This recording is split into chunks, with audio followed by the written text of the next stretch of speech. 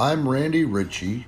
This is Women Wrestlers You Should Know, sponsored by Premier Pro Wrestling in commemoration of Women's History Month. Today I want to talk about Medusa. Oh my God. People have referred to Medusa and Medusa Michelli, but she trademarked the name Medusa before she even had her first match. Her MMA, karate, and boxing background, she's been referred to as the original Ronda Rousey. They like to say the tongue twister, Medusa was Ronda Rousey before she was Ronda Rousey. She was the first woman in pro wrestling to sign a contract in Japan. She was the first woman monster truck champion. Wow, that's something. One can only imagine how well she did in monster truck. Yeah, like I said before, she was a business person from the get-go. Like, she trademarked her name before she even started wrestling, and she knew when she broke in back then in the late 80s that women's wrestling needed a makeover.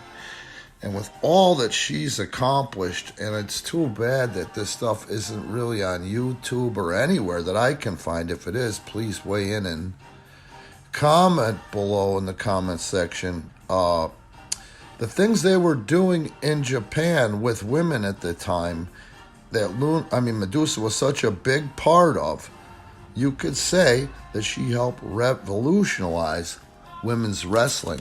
And what they were doing back then, I want to say in the late 80s, early to mid 90s, was what they're doing today at World Wrestling Entertainment, man. They did not want women to just be tits and ass. You know, I just can't believe that I shared a locker room with Medusa when I first broke in. When I first broke in, I used to go and do extra work, or jobs, as you kids love to call it, for the AWA, for the American Wrestling Association, while Vern and Greg were still running the company. And I'd seen Medusa up there I don't know how many times, but she had this bubble around her where you could see she wasn't a bitch, she wasn't unliked, but when it was time to get out of there before anything began to get creepy, or before anybody started to talk inappropriately, because this is a man's business, women are lucky to be here, she would just classily fade off and go handle her business, you know? Vern's TV tapings, she'd have to work 2 or 3 times, because that's how they would tape it for the different programs. And one of the programs that people my age, and I would say, if you're 40 years old or over, 45 years old or over, will remember coming home from school and turning on ESPN when cable and ESPN were new things, and watching the AWA wrestling on there. So they did so much taping, you know, that Medusa just was all about business. She wasn't there to make friends. She wasn't there to piss people off, that's for sure. But she commanded a respect, you know, and there was that aura around her where you wouldn't feel like you would dare disrespect her. Now, I don't know where I got it from, but probably my father.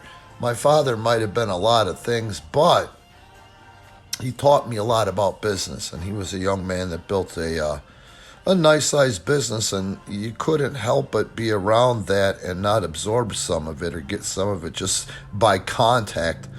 But I learned probably through some of his mistakes, you don't shit where you eat anyway. I also was there to get more matches under my belt. Every bump I took, everything I heard, saw, smelled, and tasted was going into the memory banks. You know, it was one step closer to actually being an accomplished professional wrestler. So I never thought of that, how you doing, you know, even though she was gorgeous. The other thing that I do remember thinking when I would see her in WCW locker rooms and WWF and WWE locker rooms was, I hear she's a real badass. I've seen some footage. How does she keep that face so pretty and mark-free? So, I mean, that tells you right there how actually tough she was. Not that she couldn't give it out and take it, but she was so good she didn't have to take it.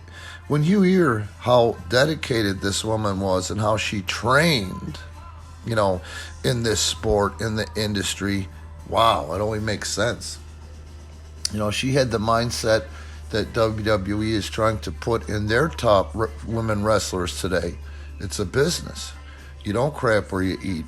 And you won't find any dirt on Medusa Michelli, because, again, it's a business.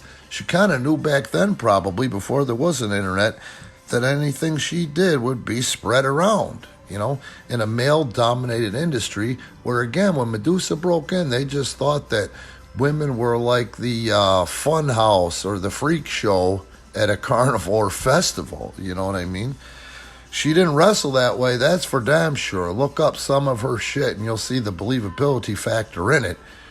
And she also sets a great example for men and women wrestlers today, you youngsters, or even especially you guys that think that you're something and you're really not.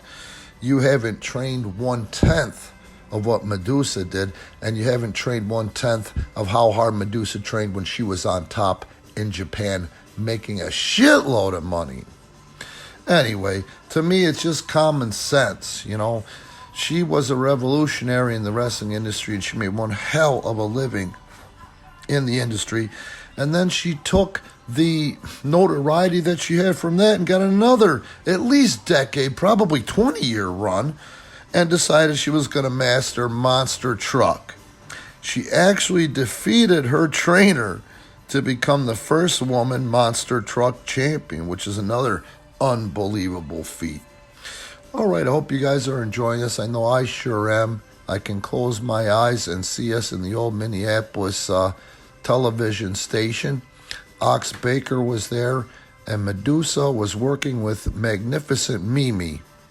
And I'll go ahead and figure out or find out what happened to Magnificent Mimi in the business. But anyway, yeah, that's why I'm enjoying this stuff. I get to go down memory lane myself. Don't forget, no YouTube ads, no YouTube commercials. So please like, subscribe, check the description, and help support Premier Pro Wrestling. Again, I'm Randy Ritchie, and this is Women Wrestlers You Should Know.